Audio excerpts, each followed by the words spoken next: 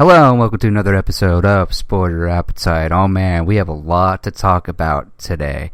We got Good Omens being confirmed for Season 2, the Don't Breathe 2 trailer. You know, old news of course. Titan Season 3 got a trailer and a legend passed away. As well as, you know, later on, me and Jonathan, you know him, you love him, we'll be talking about Black Widow and Loki later on today. But in the meantime, it's me right now. So let's talk about Good Omens Season 2 getting confirmed. I am so excited for it.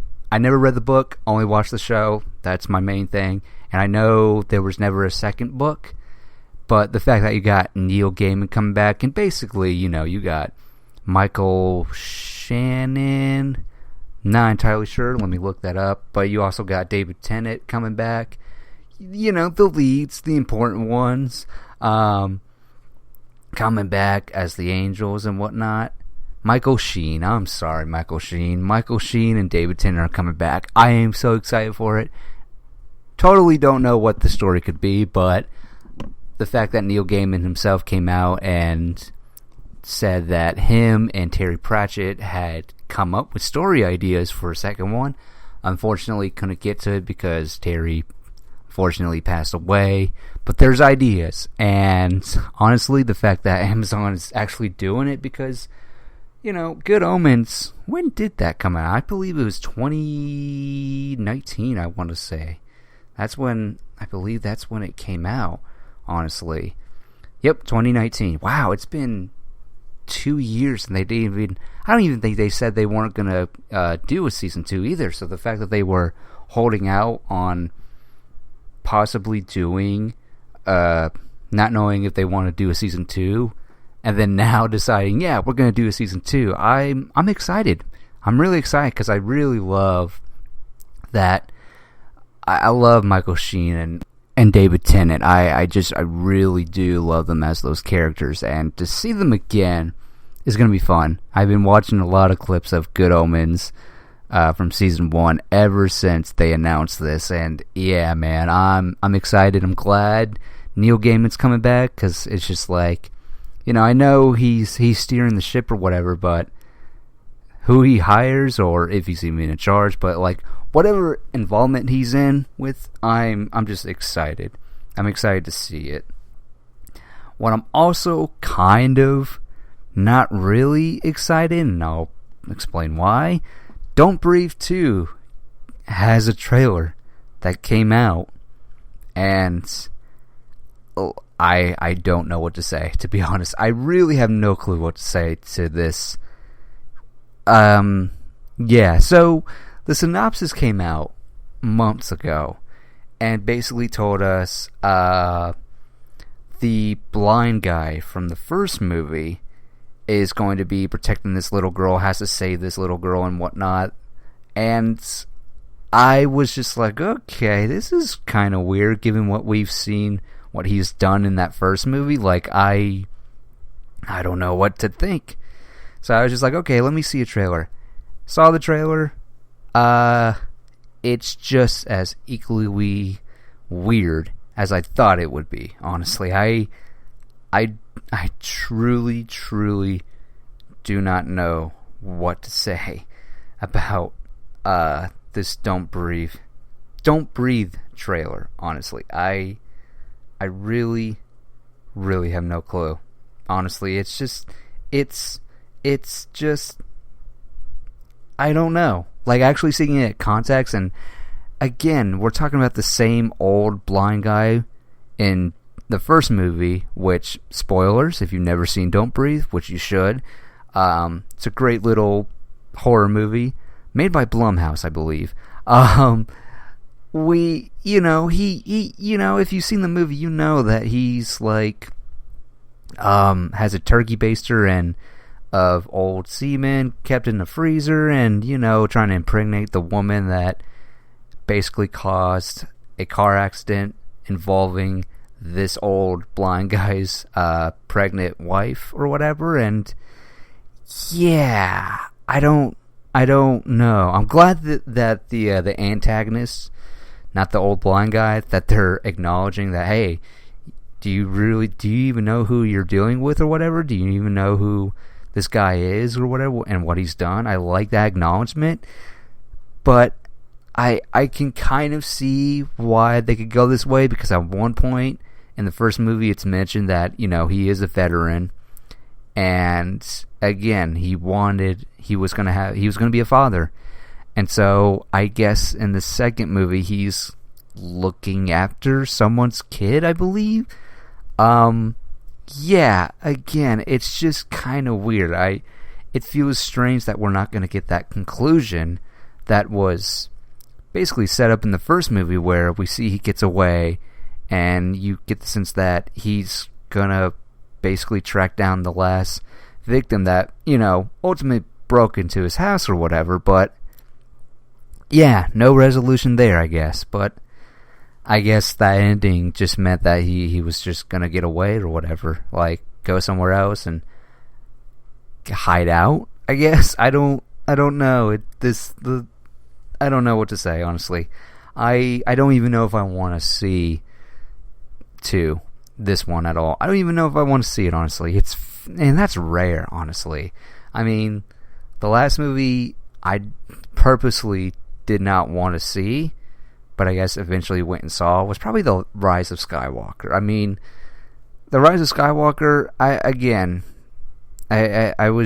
was not excited for that one, just because of the fact that Palpatine was coming back, and I just didn't really have an interest in seeing it. But yeah, I believe that was the last sequel that I didn't want to see to a movie that I liked or whatever. But yeah, I don't really know what to say, honestly. Anything else about Don't Breathe Part 2, And so, as well as I can say, Titan Season 3 getting a trailer. And here we go again. And look, I'll just say this. I'll say this. I purposely did not want to talk about this trailer, but since I am slowly rewatching Titans Season 1 and 2, why am I doing that? Well, because a friend, of course, if you don't know, a friend of mine got both seasons on Blu-ray for free, and yeah, every time we hang out, he's like, let's watch Titans. I'm like, I really don't want to. He's like, it'd be great. And sure enough, he's into it, which is great, but rewatching, at least, we're not even at the halfway point of Season 1. I'm just like, I can't not do this anymore. Like, I can't. This is so awful. And generally, rewatching something you didn't like the first time, maybe things will change. Maybe you could have appreciation for it. Titans is just one of those shows that I can't appreciate. I don't see the appeal at all. I'm glad others like it, but yeah, and so it's possible that I'm gonna see Season 3 when it comes out, if we even finish the first 2 seasons of Titans. Like, it's possible I'm going to see it. I'm definitely not going to watch it on my own. There's no way in hell I'm watching Titans Season 3 on my own. There's no way. And yeah, I don't know. It's bonding time with my friend, watching Titans or whatever, but at the same time, I'm like, I despise this show. And it's just like, at the end of the day, I'm just like, well, at least people are being paid to do this. So just because I don't like it, hey, at least someone's got a job, But yeah, so Season 3, they got a trailer. I will say, ever since they announced they were going to do Red Hood, I fully expected them not to go the route of it in the comics, where Jason Todd gets beat with a crowbar by the Joker. And so, let alone when we saw the trailer, of course, to my shock, I was surprised that they're going to do the actual, death of Jason Todd or whatever. I was very surprised by that. Because in a way, my theory of him being Red Hood would have been like, okay, maybe he just has that angst against the other Titans for blaming him because of photos that he didn't take or whatever, even though this kid literally just went through a near-death experience. But now they're gonna go the Jason, where the source material went or whatever. I was very surprised by that. Also, kind of surprised that I saw a theory somebody say about how Batman killed the Joker with the crowbar, and that's why we get that line of Bruce Wayne telling Dick, "Be a better Batman than me." And yeah, that was like, alright, I could see that. And there's a lot of things in here. Apparently Jonathan Crane's gonna be in it, and seems like he's gonna be the type of character that Dick Grayson needs to get information out of Jonathan Crane. I don't know what for, but that's kind of interesting. And then we get, Barbara Gordon, who is the commissioner of the GCPD. And just the notion that the Titans are, I guess, going back to Gotham. Like, they're going to stay in Gotham and help out or whatever. And then, of course, we get Blackfire, snippets of her and all that fun jazz. And yeah, it's a pretty good trailer, I'll admit. It's a pretty good trailer, but as far as me watching it by myself, nah, no way. There's no way it would happen.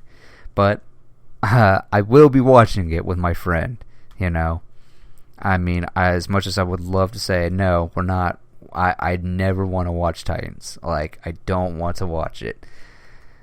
It's part of our bonding time, so whatever, I guess. It's just, I don't know. Just even talking about it just makes me just exhausted just a bit. But you know what? And I will say this, I will be shocked if it gets to season 4, because now that it's on HBO Max, I mean, I imagine the bar of getting viewership is going to be high, but I don't know. Because on DC Universe, it's one thing, because I imagine there's a limit in which they need to see, because I don't know what the reviews are, but I personally think it's the worst DC show out there, honestly. But that's just me. But but again, I will be shocked if it gets to season 4, honestly. But anyways, Titans season 3. Hope everyone loves it. I know I'm probably not gonna like it, even if I'm being forced to watch it or whatever. But whatever. In any events, let's talk about the legend. Richard Donner dies at 91. The man who made you believe a man could fly. I mean, I can't even imagine being a kid watching Superman the movie on a big screen as it's meant to be. Because for me, I was a kid and I saw Superman the movie, but I didn't see it on the big screen, especially in that time period. And he made the standard of what a superhero movie should be. Very much a character that you love seeing or whatever. It's not really action heavy at all. It's like, yeah, it's more of saving than more so than like punching and fighting or whatever. He's just a guy from another planet who wants to do good. And Richard Donner did great with it.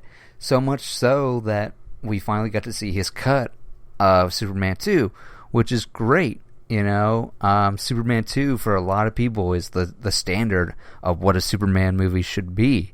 And yeah, without Richard Donner, you don't get 1989's Batman and so on and so forth. I mean, I just learned that he was one of the executive producers of the first 2000 X-Men or whatever. So yeah, I mean, this guy has had an interesting career. So let's forget about Superman for a second. I mean, he's made movies like Lethal Weapon, which are regarded as one of the best movies ever.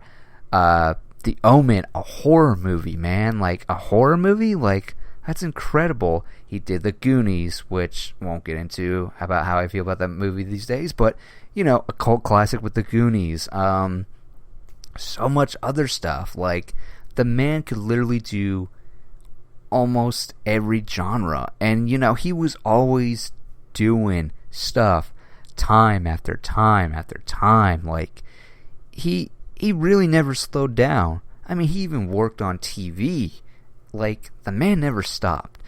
The man knew how to create good content, good movies, and yeah, I gotta say, it's a bummer that he's gone, but 91, what a life. But yeah, rest in peace, Richard Donner, what a life. So yeah, so that's all I have for the topics that I know Jonathan didn't have any input on this. But now let's get into the real show. Take it away, Tristan and Jonathan. Welcome back, everybody. I hope you enjoyed the first part of the episode, but this is where you really came for the real main topic of the whole show. I couldn't talk about Loki without your favorite teacher. You know him. He is basically the expert. He is the grandmaster of teaching. Everybody, please welcome back Jonathan Barry. Hey, I'm so happy to be back. Grandmaster, that's a lot of big shoes to fill. Yeah, I wasn't sure what I would go with, but yeah, you know what I just realized too? Cause yeah, we're on the clock right now, but so before we get into Loki, of course, I figure we talk real quick about Black Widow. Spoilers included. If you haven't seen it, I mean, you're probably not even interested in it anyway, so I'm just going to assume that. But yeah, let's talk about Black Widow for a second. Sure. Your take on Black Widow? I think that it was... Well, let's see. How do I start this? I enjoyed it. Let's start there. I'm glad I've watched it. I think it's a good fit in the MCU. But I think there are some pretty glaring issues with it. And I think that all kind of stems from the use of the villain. Let's start there. Yeah, let's get that out of the way. That was definitely my big critique about it. So, the villains, yeah, they're not really memorable at best, and I don't feel it compromised the movie in any sense at all. But the fact that you didn't really learn too much about both the Ray Winston character and the Taskmaster character, like there was no depth to them. Of course, the big thing is Taskmaster, and I'll just say it. I personally do not like the design of Taskmaster in this movie at all. I feel like, it's just like, I mean, you look at Taskmaster in the comics, and it's like, I mean, you don't have to go full on skull face or whatever, but it's kind of a weird design if you ask me. But doesn't matter. The character overall, I just felt like.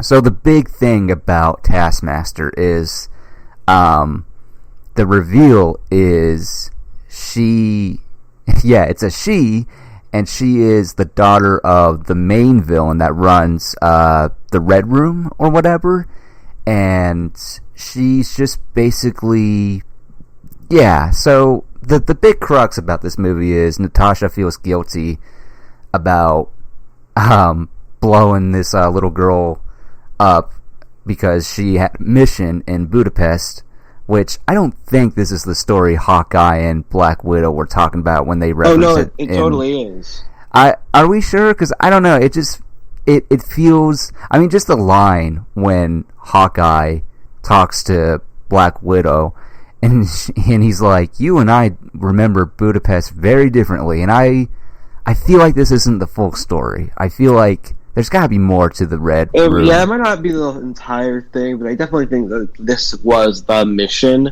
that they were on. There were probably things that happened between the two of them that we don't know yet, that hopefully we find out in the Hawkeye show.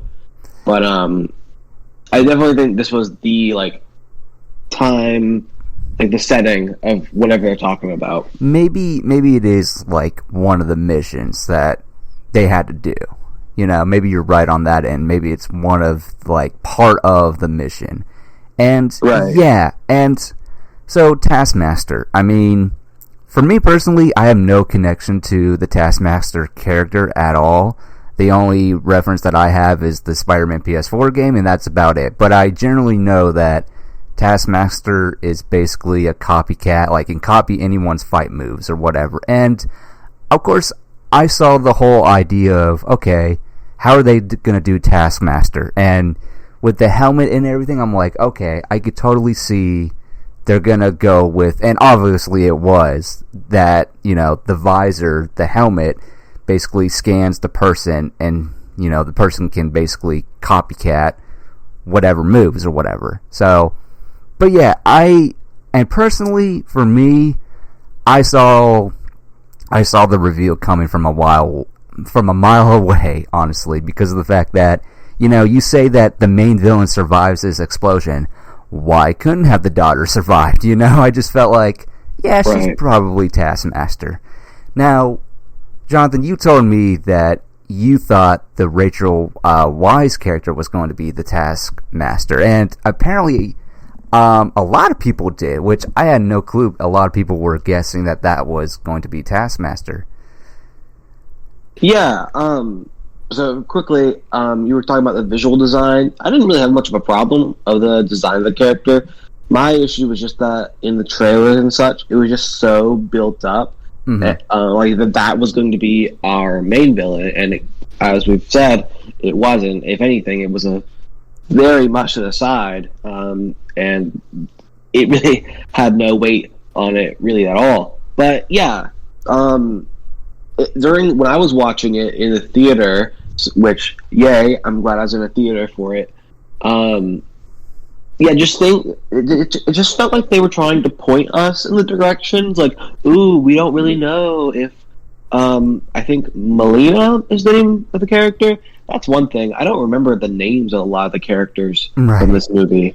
But yeah, they're trying to like play you as if you don't know if she's actually good or if she's still on Dreykov's side. She's kind of switching back and forth. But then once his people like kind of like storm into her goat farmhouse, then I was kind of for sure like, oh no, it's definitely not going to be her. But I could tell that they were kind of trying to point people in that direction, and like you as a living example, sometimes it worked, sometimes it didn't. Right. I mean, yeah, I just figured, you know, if somehow he survived that explosion, I was like, it's got to be the daughter, because obviously, you know, in this day and age, you can't have the character's got to like resurface and not feel guilty. It has to earn that redemption of like, oh, she didn't really die, and so she can be redeemed by saving the woman that she thought she killed or whatever. But ultimately, it's, again, the problem isn't the fact that Taskmaster is not, the problem is not because she's a woman. It's more of the fact that, you know, and especially after that reveal, I feel like that should have been the story. That could have been the story about how Taskmaster, this woman, basically was what's it called? Not a hostage, but like a victim or whatever. Like, she wasn't the target. Like, I feel like the story could have been she comes after Black Widow for being like, you couldn't have taken precautions, like, you couldn't have just, you know, not let me be in there or whatever. Like, that could have been the story. I feel like that could be more. It's interesting that you say that, because I've heard from a lot of different places that, like, people I know think that this would have gone, like, just would have done better if this had been a Disney Plus show, and if that had been a lot more episodic, because I feel like because of the way that they've done it, and the third act is a testament to this, it being a human secret agent doesn't really like lend itself to being a big cinematic action. You know what I'm saying? Yeah.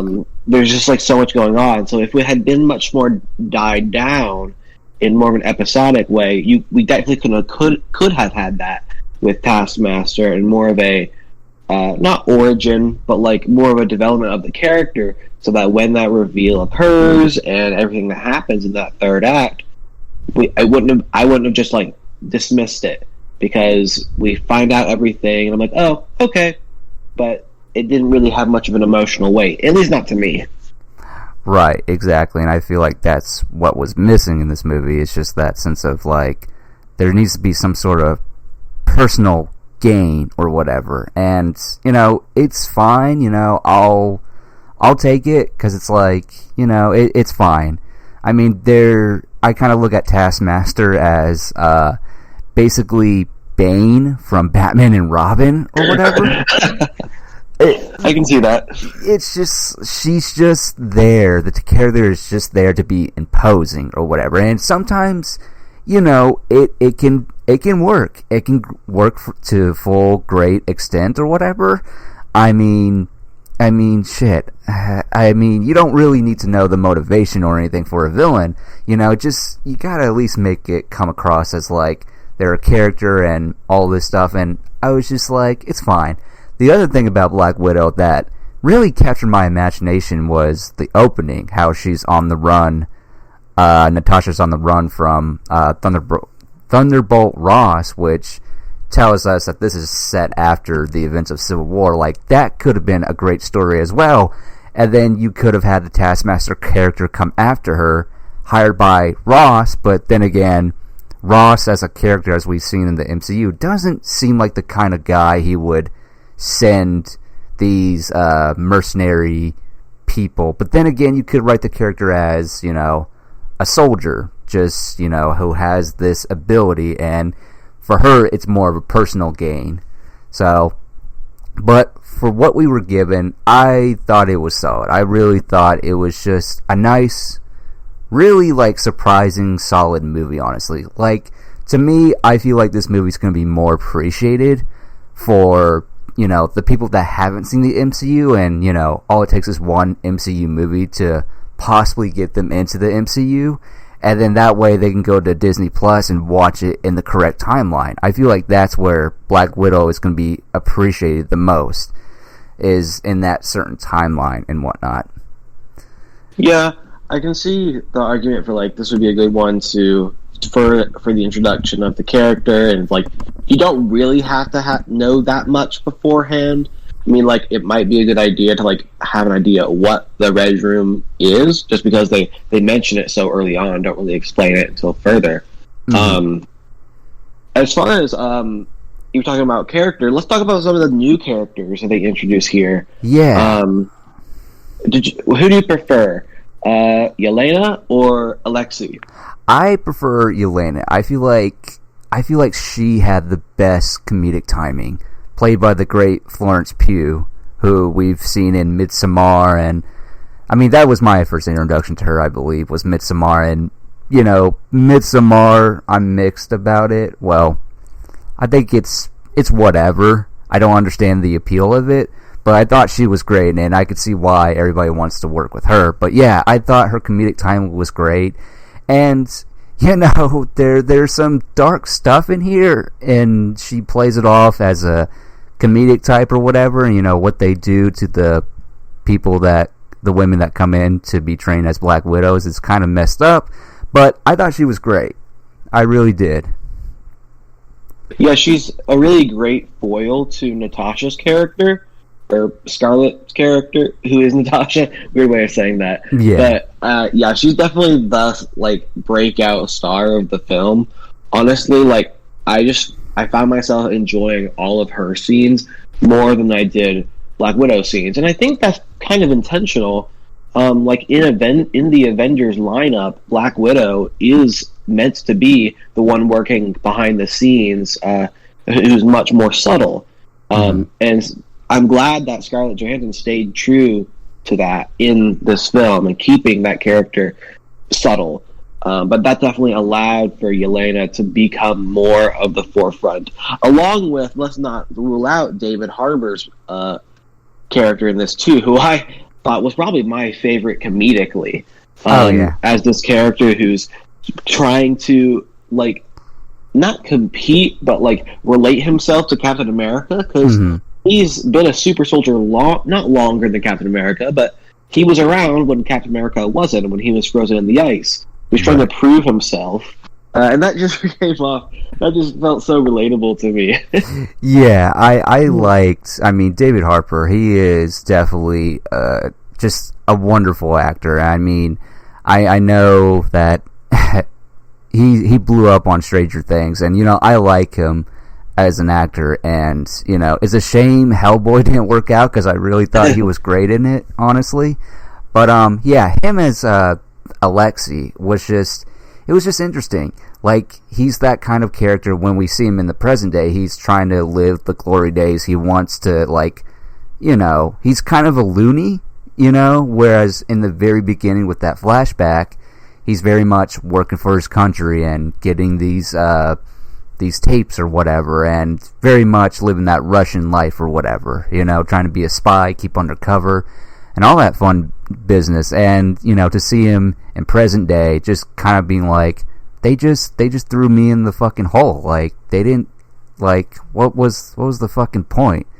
And so, but they didn't go drastically into it of him being depressed or whatever, but he was just like, yeah, shit happens, I guess. So whatever, I still want to be the Red Guardian and all this stuff. And I do wonder, because let's talk about that post-credit scene, where it's revealed that who is the what's the character's name? Not Yelena, but her name is Valentina something. Okay, because I totally did not hear. I don't remember ever hearing her name being announced. But yes, Valentina comes to the post-credit scene is where we see Yelena at Black Widow's grave, and Valentina comes to her and is like, "You want revenge? I can give you it." Shows her a picture of Clint Barton, and I felt when Valentina showed up, I was like, "Oh no, are they gonna do what I think they're gonna do?" And sure enough, she shows a picture to Yelena of Clint Barton, and I'm like. And it was at that moment where I was like, is it wrong to say that my favorite thing about the whole movie was the post-credit scene? Because of the fact that I personally do not care for a Hawkeye series, but if the plot is Yelena is hunting down Clint Barton, then, oh yeah, now I'm even more excited for it. Well, yeah, for me, when that happened, all the pieces started clicking together, because what we already know about that Hawkeye series is that Haley Steinfeld will become Hawkeye in that series.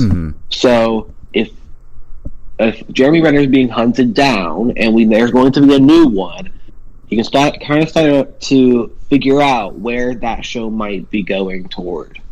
Right, and we heard Florence Pugh was going to be in the Hawkeye series, but now that we know the full extent of it, that it's possibly this is the plot, I'm excited. Oh yeah. I mean, I'm already excited for all the projects, whether I care about the character or not. We've got the new show coming just in, like, at this point, 2 weeks maybe, right, for when it starts up. But what was I gonna say? Oh yeah, like, one thing I found so admirable about the character of Alexei is just that out of anybody, I feel like he had the most, like, comprehensive character arc. At the very beginning, he's just so in love with his job, and, like, he's willing to do anything for Dreykov, and he's, like, so excited that his girls are going to the Red Room, like, it's a big deal. Like, it's their rite of passage. He doesn't see that the girls are not excited about it in any way, shape, or form. And then, like you said, we transitioned to him in prison, and he's like, yeah, I just got sent here for doing nothing, and he's totally flipped. And it feels justified, which surprised me. Like, we haven't seen him for a while, and yet he's flipped all of a sudden, and it makes sense. Right. And that was the thing too, like, he's the kind of character that did slip, but he still, like, is still wanting to serve whatever for a great cause or whatever. He's not like he's not like this fallen hero, and it takes some certain events to finally, like, pull at the last moment a heroic moment. No, it's like, no, he's generally a person that wants to do good, you know? Right. But, yeah. And I'm trying to think, there was this, I saw this funny thing, it's on topic-ish, but I saw this post the other day about, like, all the character posters that Marvel released. Oh, yeah. And they, instead of giving one to Taskmaster or to Dreykov, I can't remember which one it was, they gave a poster to this caretaker guy. You know what character I'm talking about? Yeah, this guy who's just like, yeah, he's just like comfortable with Black Widow living in his house. Right. Yeah. I don't really pay attention to character posters as much or whatever, but that you saying that is kind of odd. I just thought it was interesting. I don't even know that guy's name. I couldn't figure out what his role was. Because it's like, I mean, unless you're a completionist, who wants a photo of just some dude that just provided resources for Natasha? Like, he's just, like, it's bizarre. I mean, so, wait a minute, Taskmaster doesn't have his own, her own... It was either Taskmaster or Dreykov who did not get a poster, but this guy did. That is fucking weird, like, because, I mean, regardless of how I feel about the design, but, like, you know, Taskmaster, like... Yeah, you would want a poster of that character if you were into that character or whatever. Like, yeah, I could see the appeal to it, but to give it to some dude with resources, or even the other villain, which I don't even remember the name because they're so forgettable. But yeah, it's like Taskmaster didn't get a character poster. That's weird. But what do I know? So overall thoughts, Jonathan, on Black Widow? Yeah, overall, like, so my rating would be like a 6 out of 10, and I was, like I said, I was thoroughly enjoyed by it, but there were just some, like, weird things going on, like, how that they addressed, one thing I really enjoyed is the comedy in this, and it's just because I feel like I have the same comedy that Yelena has, but, you know, when you talk about just the fact that this is a big box office spectacle. The expectations were so high because they've been delayed. It's been delayed over a year. I don't know. It just didn't live up to what I thought it could be. I'm sure there's people who love it, and it's going to be one of their favorites, and I can totally see why. But you know, it just didn't really live up to my expectations. Right. For me, I thought it was really solid. As someone who could have cared less if we ever saw a Black Widow movie. I was very shocked by how solid it was, and I feel like this movie is going to be more appreciated for newcomers who want to watch the MCU and the timeline, and you know, eventually get to Black Widow. I think it's very solid. You know, the villains aren't great, but I don't think it matters because I think what sells is that family dynamic and all that fun jazz, and everyone's great, you know, besides the writing for the villains, but I think overall it's a solid movie, and you know, I think it's worth checking out, you know. So that's Black Widow for us. Before we move on, I have to ask, were you genuinely curious where the vest came from? Because I had forgotten that it was even a thing. See, that's the other thing I didn't understand. When I went online and, you know, I saw some people referencing the vest, I'm like, what are we talking about? Like the vest? Like, that is one of those, like, little, I don't even know what you would call it. Not nitpicks, but, like, it's one of those little things that some people will pick up on. I honestly could have cared less about where the vest came from, honestly. That was, like, yeah, just as a final note, like, I felt like there were so many things from, like, the other films that, like, you kind of needed to remember, but, like, they weren't at the forefront of my mind because I haven't seen Civil War or Infinity War. I didn't know I needed to see them before I went and saw this. That's just one thing. Yeah. That it just kept mentioning a lot of things like, wait, what? Am I supposed to remember where that came from? it's not a big deal, but it just kept coming up. It's just like it's one of those. It's one of those things where you read it in a book or whatever, where she gets it or something like that. But yeah, I didn't realize people were like notice that. I'm like, yeah, like I thought I was, I thought I could be nitpicky, but that takes it to another level. I'm like, it's a piece of clothing. I don't get it. Yeah, I remember Elena kept bringing it up. I'm like, what's the deal with this vest? And then it took me a minute to piece it together. Oh yeah, she is wearing that when we see her next. But yeah. Anyways, Black Widow, solid. So let's talk about Loki. Oh man, where to start with Loki? Yeah, Jonathan, I think I'll let you take it from here since I feel like you're the one that... Was this the one you were looking forward to the most, or...?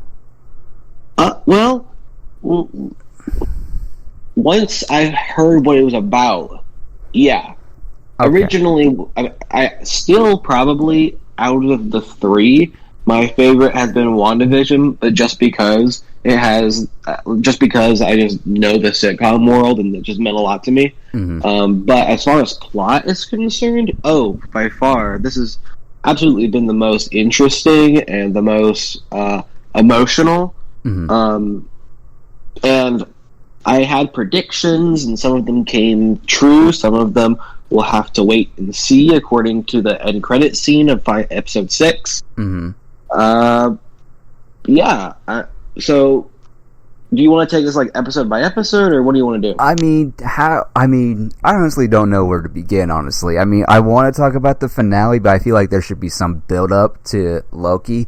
I'll just say that for me personally, I was definitely curious to see it. Like, once I saw a trailer, I was like, okay, Loki's going through some sort of like timeline, and I'm kind of here for it. I kind of want to see how nutty it can be or whatever. And then we get to the first episode, which, very much speeds up the development of Loki that we saw in the movies. Like, it very much gets back to the Loki that we see by Infinity War. Like, they skip all that development in those movies just to be where we are right now because of that great moment where he's looking at his life through the whole timeline. Even sees how it ends too.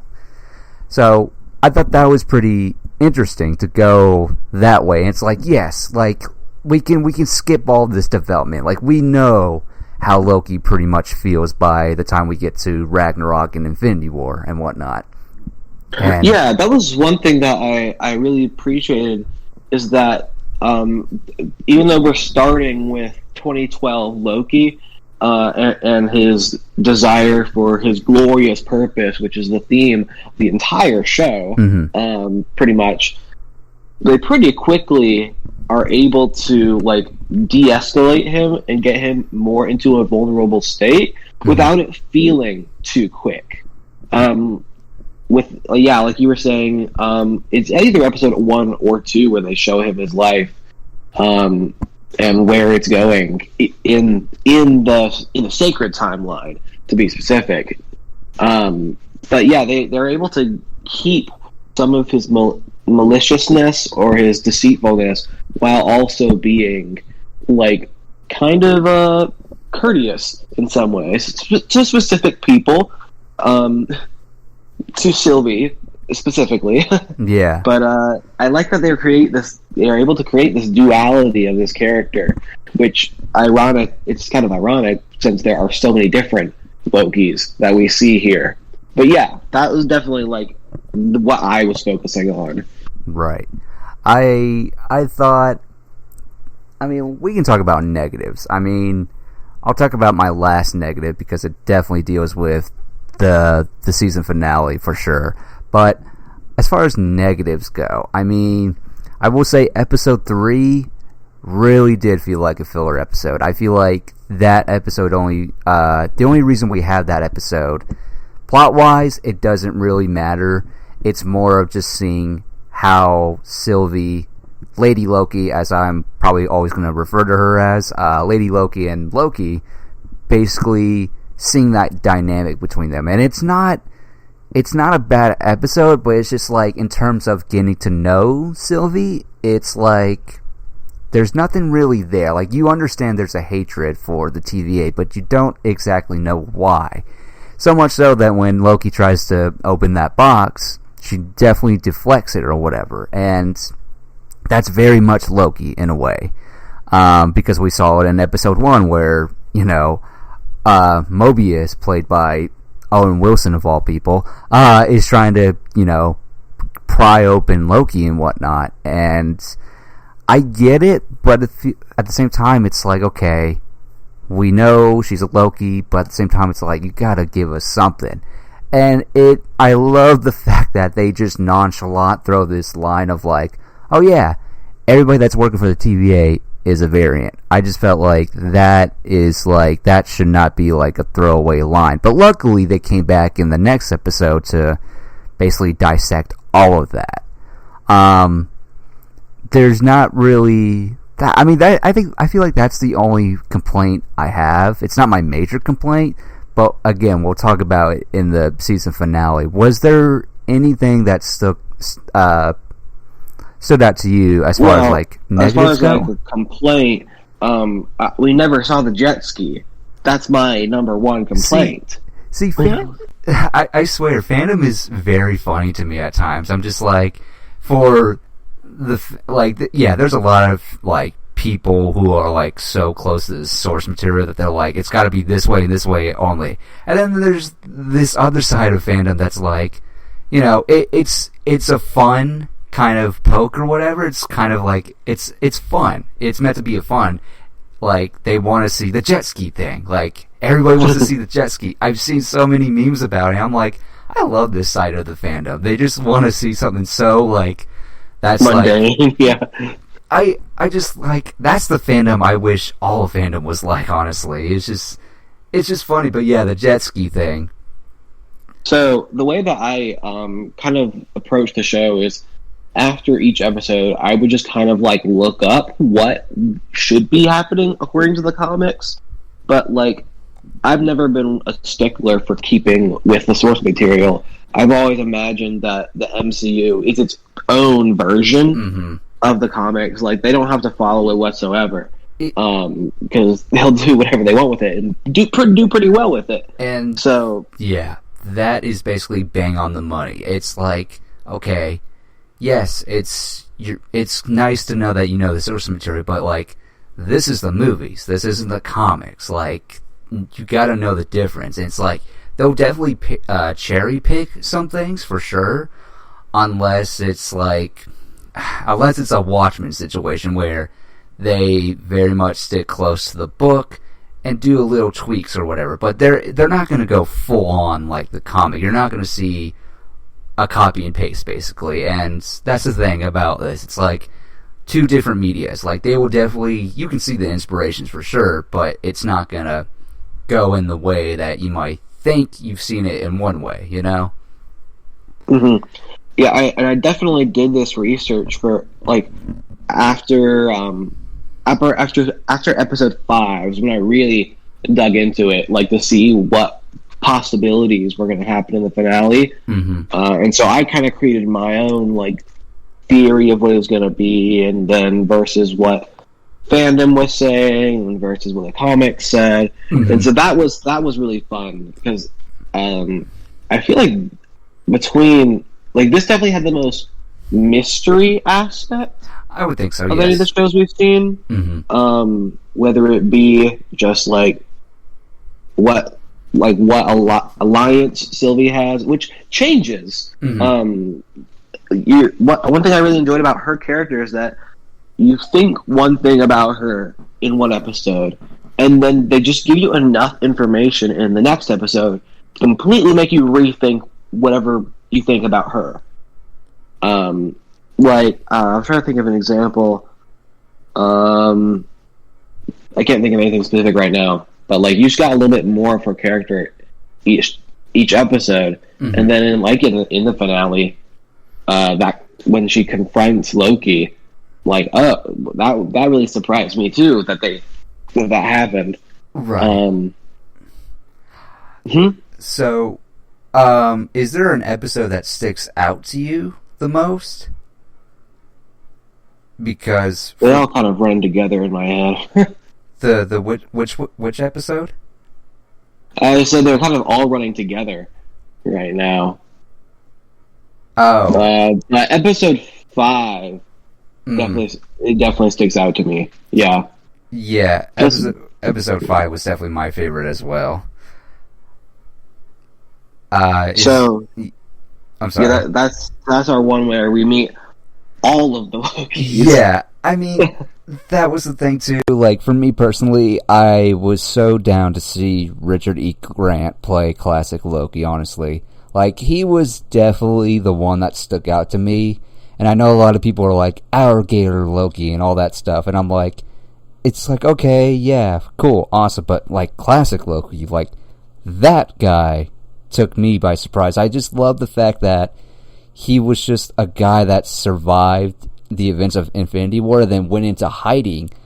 And then when he decided to, like, come out of it, that's when the TVA showed up. Right, yeah, that character really is, like, the unsung hero here. He really did do a lot. Yeah. I don't know if you've seen, I saw this posted somewhere. Richard E. Grant was quoted saying that he desperately wants a classic Loki and Crocodile Loki spinoff. I mean, I wouldn't oppose it. If we can see more classic Loki, great, because I'm for it. Because, I mean, there's that moment where he sacrifices himself, and he gives that crazy look in his face or whatever eye, and I'm like, he literally looks like 60s Loki right here. It's insane. And, yeah, I was very much, like, somebody made a complaint, one of my favorite YouTubers who was reviewing it, was like, there's a moment where they all can escape or whatever, and classic Loki is like, yeah, I'm gonna stay here. And one of the YouTube reviewers that I watched was like, you would stay in this shithole? And I'm like, well, yeah, because he's kind of done it all. Like, he's just like, there's nothing else to do. Like, he's pretty much, like, he's satisfied with where he is right now. Like, there's nothing else to do. He feels like he's done it all and whatnot. But yeah, I thoroughly enjoyed classic Loki a lot, and it is funny to see how this show is basically slowly explaining us how time works in the MCU and whatnot. Yeah, I think that's a topic that I think they handle really well. I just read this morning, actually, that, like, Kevin Feige held a meeting with all the writers for the Phase 4 films and shows, like, and explain to them how the multiverse works and how time works, so that they can all be consistent. Yeah. And Loki in the show does a pretty good job, all things considered. I mean, it's not easy to understand by any means, right? But of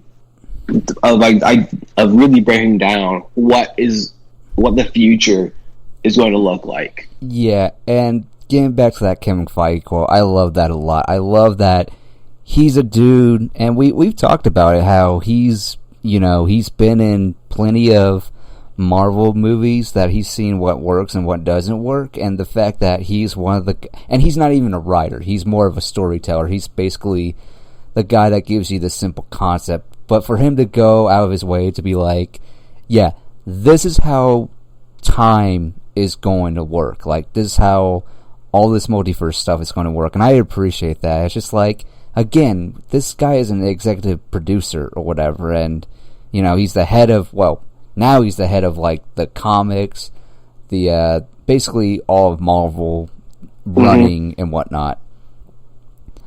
But, yeah, so let's talk about this season finale, which I'll just say, for me, I was very disappointed in it because of the fact that generally when it comes to season finales, I generally look at the season as a whole. And I was very disappointed. And I'll say this, and look, I mean, for me personally, now, for me, I was of two minds of who was behind it all. For me, from the very beginning, when they mention, what's it called, the TVA, the timekeepers are all BS or whatever, I was like, oh, it's gotta be Kang for sure. Like, it's definitely Kang. Like, obviously. And then, after episode 5, my tune changed, because I was like, no, what if it's Loki himself? Because Loki loves to really fuck with everybody. He's the god of mischief or whatever. And so I thought it's probably another variant of Loki. I wouldn't say it's King Loki or whatever, because I don't even know if we even want to go there with King Loki or whatever. But then we see it's okay. I'll give it this. I'll give the finale this. I love the fact that it's Kang, but it's not Kang in the way that you would think it's Kang. It's just basically another Kang from another multiverse who pretty much figured it all out and like came up with the technology to make this one streaming timeline. And I thoroughly enjoyed Jonathan Majors as this weird... He's basically referred to He Who Remains. I'm not entirely sure. Right. Yeah. Right. And I just thought, I love that he's playing it up. He's chewing the scenery, and he's really acting it up and whatnot. You feel like this is a guy, and I like that he's like, yeah, I see how this is going to go down. And then there's that moment where he's like, oh, we passed it. Now I have no clue what's going to happen. And he's excited. On one point, he's like, just take it over. Just, you can kill me and take it over. Or no, you can either take over or you can just kill me. And whatever. And he's just like, he's excited. Like, all his life, he's just had one goal. And now he's like, now it could be anything, honestly. Whatever it is, it's your problem now, not mine. So it's just, but the reason why I'm disappointed in it is because I just feel like after everything that we went through, I just feel like this show really is to provide how the multiverse and time is going to work. At least with this season. I just felt like more like it was focusing on time travel and multiverse stuff and all this stuff, and I just felt like, Loki's there, and yeah, we get some progression and whatnot, but I just feel like, okay, his arc definitely wraps up when he's like, I don't need a throne, when he's taking on Sylvie, which I appreciate that Sylvie was like, no, everybody deserves free will, but at the same time, it's that moment of, like, at what cost, as Loki put it, and, but yeah, overall, I just felt like this was really only just Loki's there, but it really seemed like it was more of like how multiverse stuff works. Yeah, in the grand scheme of things, looking at all of it, that's definitely like its purpose to do that. I'll tell you, like, so going into the finale, of course, up at that point, none of us, everyone thought this was going to be a series finale rather than a season finale. Right. And so I had my three things were either going to be that it's a Loki variant, like you said, that it's Kang the Conqueror, which was just, that was like the big popular one that everyone was saying. It was kind of like Mephisto back in WandaVision, what everyone's saying. And then my third one was, I had looked at the comics, and there is a character called He Who Remains, but I thought that was the least likely. So yeah, so when it ends up being Kang, but not Kang the Conqueror, that I thought that was kind of like, I felt pretty proud of myself for picking that, for and just going along with everybody else, and it actually paid off this time. And I agree, I like the fact that they did not go with the King that we all kind of have a familiarity with, and instead have this situation where he explained it as during the first multiverse war, he's the king who won, so he got to be in control, and then if he dies, another king will just take his place, as we see at at the end of the episode. Mm-hmm. But yeah, I'm not sure where I was going with that, but I was pretty happy with it overall. Although, like you said, it ended up just being a lot of exposition dump for the future. But I think they handled it in a pretty good way, just so that it didn't seem like a bunch of exposition. There was a lot going on behind it. We have a character who's traversing through it, and now we'll know how. Now we can see how it's going to connect the rest of Phase 4, especially like now the title Doctor Strange in the Multiverse of Madness makes more sense than ever. Yeah, definitely. And that's the thing, I was talking to my dad about it and how I was kind of disappointed that it felt like, as far as season 1 goes, it felt like all setup, and he just went, well, it's always going to be a setup for the next thing. And I'm like, well, that's the thing, though. When you have something like WandaVision, Falcon and the Winter Soldier, they all end with setting up these things for future events, but it doesn't feel like it's overshadowing what's going forward. They very much stick on telling you what this character is going through and what they're struggling with. And it's like, it's very character based, and I feel like with the Loki show, it kind of feels like that's where it got lost or whatever. Like, they would touch upon it or whatever about the character of Loki, but at the same time it just felt like the overshadowing of the multiverse and all this stuff. And I think the problem there is just that we, as the audience, know Loki so well, and we've seen a version of him that this character is not going to experience. So, like, we just know that nature. We have nothing else to gain from it. So I would agree with you there that there's, like, I don't know how you're going to grow that character anymore. And so I think what they need to do is shift our focus either to growing Sylvie, but more like, I would rather them focus a lot more on Mobius going forward, because that's a character we don't know.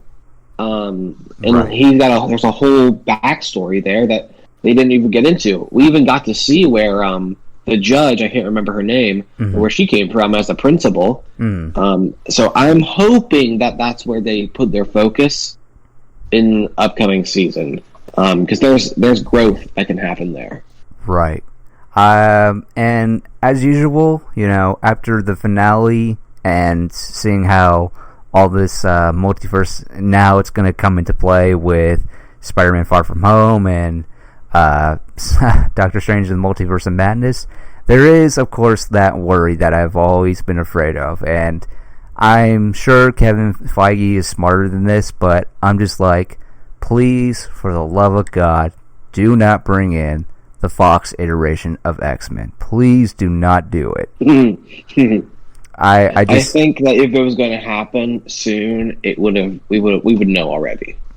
Right. And I again, that's just my worry, and I'm just like, and I love that everybody's like, oh, all those previous Marvel movies before the MCU, now they can all be canon. I'm like, do we really want that, though? I mean, I know the Spider-Man movies can't be canon because I don't know if Sony would even allow that, but then again, if Andrew Garfield and Tobey Maguire are coming back in Far From Home for like a small minute or whatever, then they're probably cool with it. But I'm hoping by the time we get to Multiverse of Madness that will wrap up the whole multiverse stuff, because I'm like, I can't see the MCU continuing with this whole multiverse stuff after Multiverse of Madness. But really, I just feel like it's, again, and I used to love multiverse stuff, but now I'm just like, it feels like a gimmick in the sense of like, okay, we have multiverses, but when, in the comics or whatever, when you have so many multiverses and they play into the canon or whatever, it gets very frustrating. But then again, comics never really had that sense of like stakes or whatever, and again, it feels like with the multiverse stuff, it just diminishes stakes at all. The only stakes we would have is like, okay, who knows what time could explode itself, basically, you know? And that's kind of what I'm afraid. I'm like, I hope they don't go cheap with bringing in certain characters from certain iterations of other movies, because I'm like, that just, like, I'm just kind of tired of the nostalgia trip, honestly. I'm like, I mean, let me see it first, but, you know, if you're going to say you're going to do this, and it's clearly, obviously, for nostalgia or whatever, and that's fine. As long as the story is good and, you know, your characters are well written, then that's fine. But in concept, I'm like, please, enough with the nostalgia trip. I'm just kind of over it. Like, yeah, because, again, it kind of goes to The Flash or whatever, seeing Michael Keaton as Batman. I'm like, I like Michael Keaton. I like seeing him coming back for hopefully just one movie.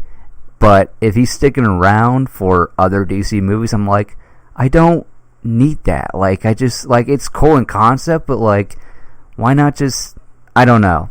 Multiverse stuff kind of worries me at this point, especially after that finale. I'm like, anything goes, but Kevin Feige knows what he's doing, so I'm keeping faith in him, so.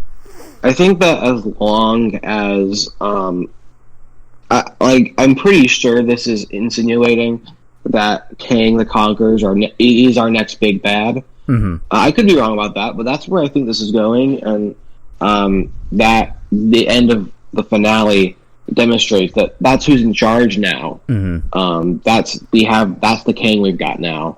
And I think the multiverse will continue as long as that's our big bad. Mm-hmm. And with Fantastic Four on the horizon, Kang's a notable villain of the Fantastic Four. So I think he's going to all this multiverse stuff is going to last at least that long, if not even further into Blade territory in Phase 5.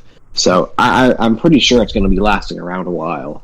If that means that there's going to be lots of stuff going on, I could see them using this as like a tactic to create like a book line that's technically canon, and like use the shows and really, really flesh this out and become more of an industry. I hope that's not the route that they take that. But yeah, I think it's going to last around a while, especially with What If coming up, like, which will kind of be your like, ooh, these are things that we could do. Tease. I don't know. But yeah, I expect this to be around for a little while. Right, which I would say, you know, as far as like Kang goes, it's like, okay, you know, okay, he was easygoing in the season finale.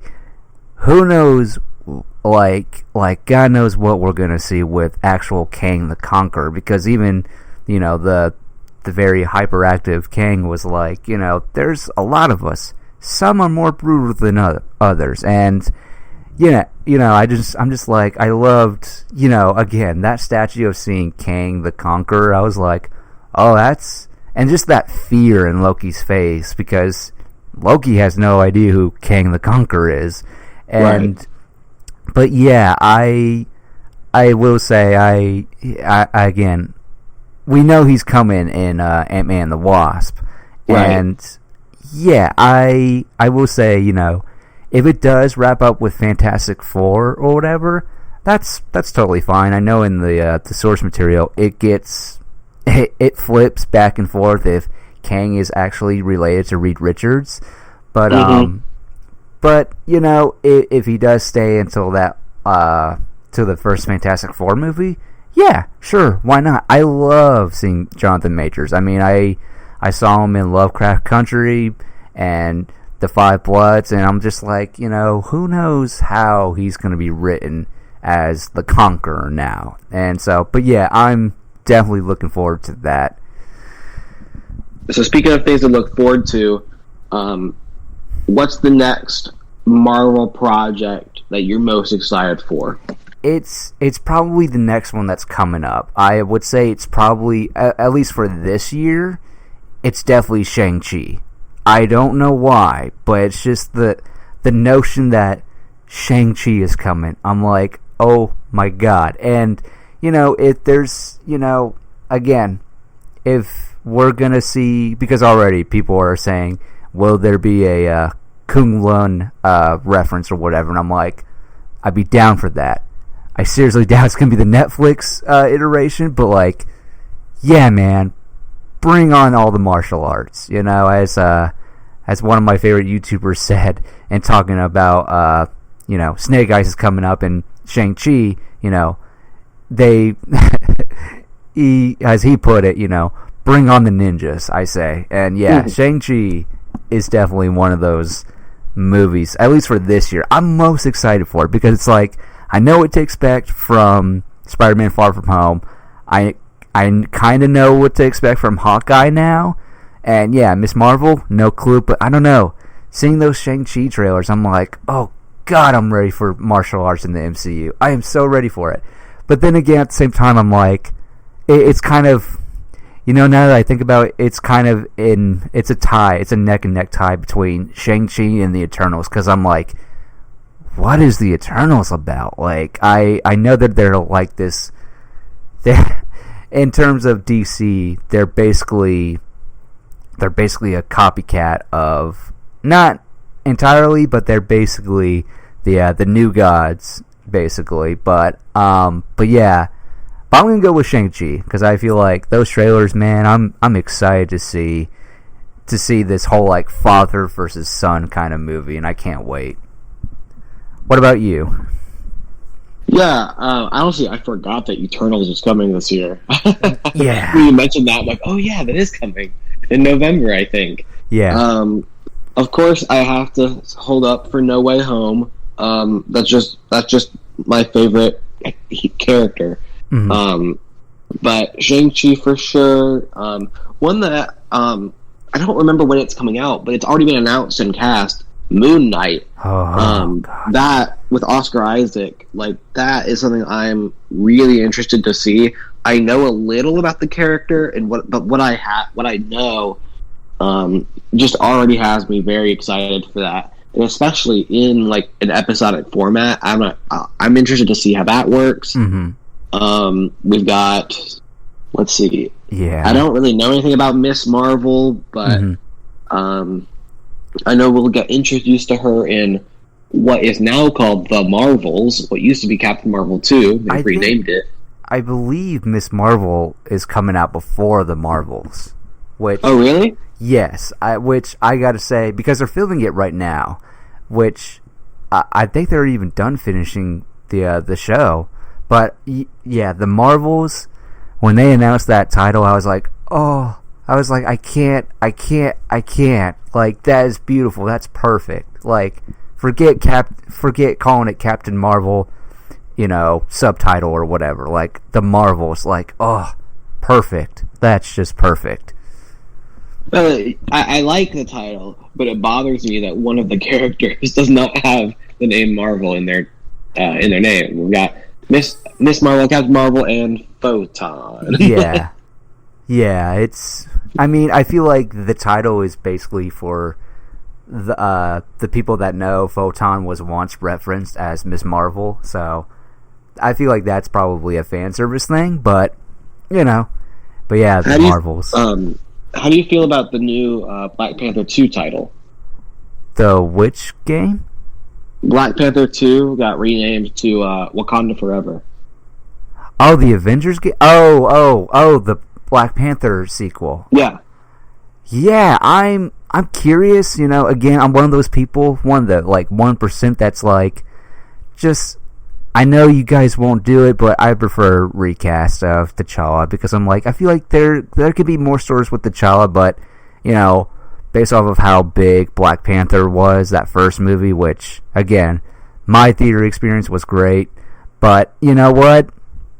As a fan, I can respect them not recasting T'Challa. I can respect that. Because I'm just like, well, if you're not going to recast it, I still have faith in it, because I have yet to see a Marvel property that's put me off or whatever. Like, yeah, I'll be disappointed with the Loki season finale, but at the same time, it's like, I still enjoyed it for what it was. Like, I didn't have a hate watch or whatever, like I do with Titans or whatever. But yeah, I'm excited to see Black Panther, Wakanda Forever. Like, I'm curious to see how they're gonna treat the T'Challa character, honestly, and who's gonna take up the mantle, and how are they gonna explain?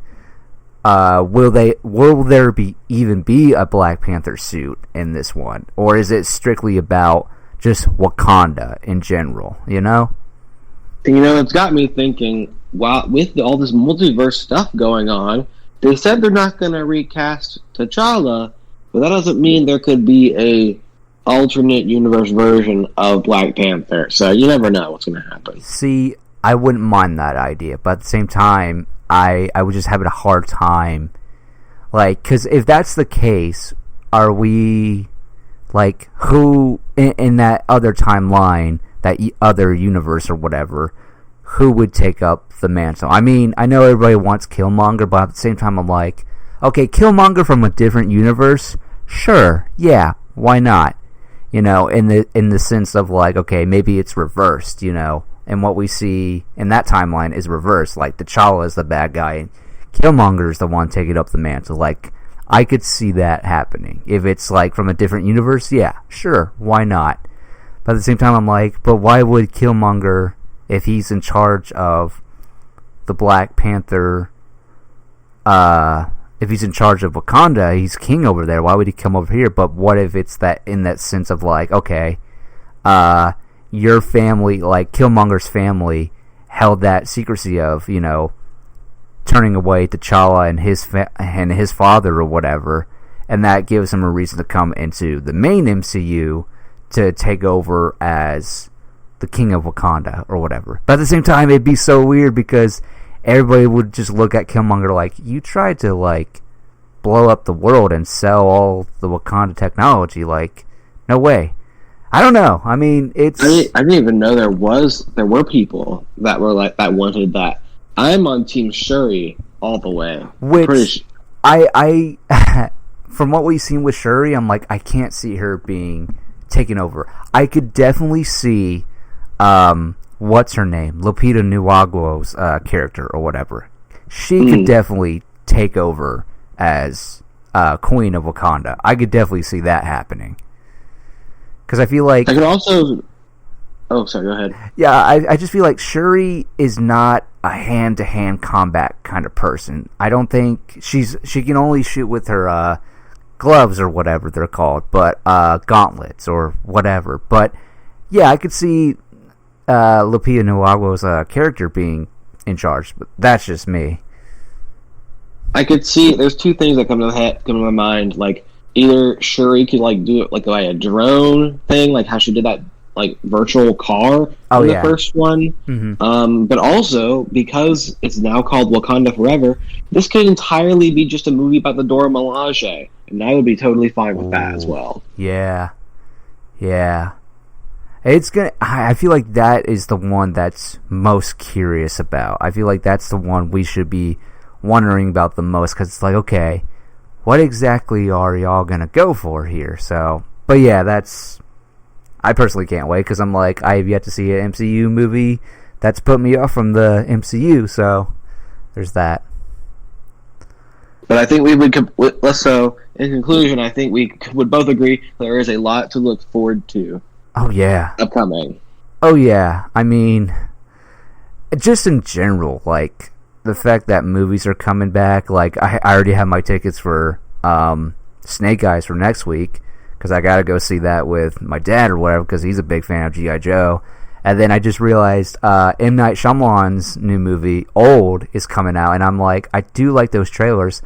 And then the week after that, possibly my favorite movie of the summer, maybe of the year, I don't know, because it's kind of hard to top... the Mitchells versus the Machines, but we got James Gunn's The Suicide Squad, and man, God damn it, I'm so excited! Like, I just can't believe we're like literally 2 weeks away from The Suicide Squad, because I'm just like, I don't know what it is, man, but like, I feel like that movie's gonna be just my favorite of the year. Just everything I've seen from it, I'm just like, I And now it's got me wanting to do a James Gunn filmography kind of marathon now, because I'm like, I gotta see. That would be interesting. It's all over the place. I really do, because I've seen parts of Slither, and I'm like, this is like really weird and disturbing, but I'm kind of curious to watch it. But yeah, and then you got the Suicide Squad's coming out, and then I don't know what's coming. The Green Knight. Oh my God, the Green Knight. Yeah, I'm seeing that with some friends next weekend. I'm pretty excited. I cannot believe it's so close now. I cannot believe it's literally, like, I think it's in 2 weeks? Yeah, 2 weeks or so? The 30th? I had no clue it was coming out on the 30th. I'm like, oh yeah, what happened to the marketing? Like, what's going on? So, but, the Green Knight. I realized, despite the awful reviews so far, I'm gonna see it regardless. I'm seeing Space Jam tomorrow. Oh yeah, see, I have no expectations for it to be good, but I'm gonna see it in a theater. Okay, see, I'm the opposite. I'm still gonna see it, but I'm like, it's gonna be one of those movies where I see it on stream, because I'm like, I can't see myself with all that crazy visuals. I'm like, I don't know if I can stand it, but I'm just like, again, like you, I have no expectations, because again, it's Space Jam. It's clearly made for kids, So well, it's basically Ready Player One. It's Warner Brothers advertisement, the movie. Exactly, and people want to complain about it. It's like, I mean, for what the plot is, it's like, what did y'all expect? But then again, somebody must have saw Ready Player One. I was like, let's do that with Space Jam. So, which, I mean, sure, why not? I mean, again, I didn't care. Well, it's the same company. Yeah, exactly. So I can't complain too much if you love Ready Player One. The first one was a theatrical flop, and look how many people know what it is. I was going to say enjoy it. I don't know that many people who like it. Yeah, I do have it on Blu-ray. Again, it's a nostalgic thing. So, but yeah, people were saying it's gonna ruin my childhood. I'm like, what? We're talking about Space Jam. Well, it might ruin yours, but it'll be like the pinnacle of a kid today's childhood. Right, exactly. And it's just that sense of, just that phrase alone, it's gonna ruin my childhood, makes no goddamn sense to me, honestly. Like, that screams man baby to me, honestly. But yeah, so unless it's Indiana Jones 4, we can count that one. I mean, I can't remember Indiana Jones 4, honestly. That's the one with the crystal skull, right? Yeah. And yet they're still making 5. I mean, and I'm pretty sure you already know they're gonna ignore 4. Like, I mean, the fact that it's James Mangold doing it, I'm like, alright, now I'm even more curious to watch it. Because I'm like, Indiana Jones, I'm like, yeah, he's a cool character, I guess. But I feel like I should rewatch those movies to maybe fully appreciate them. I feel like I would appreciate them more so now than as a kid. Because as a kid, I'm like, yeah, they're fine, I guess. I don't see the appeal for them, but I know a lot of people. But yeah, Indiana Jones 5, I'm definitely curious to see. That's for sure. But yeah. So that's this show for this week. Thank you everybody for coming in, tuning in, listening, and whatnot.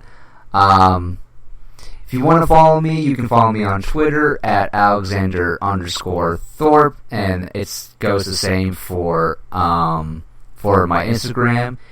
Now, Jonathan, where can people find you on the social medias?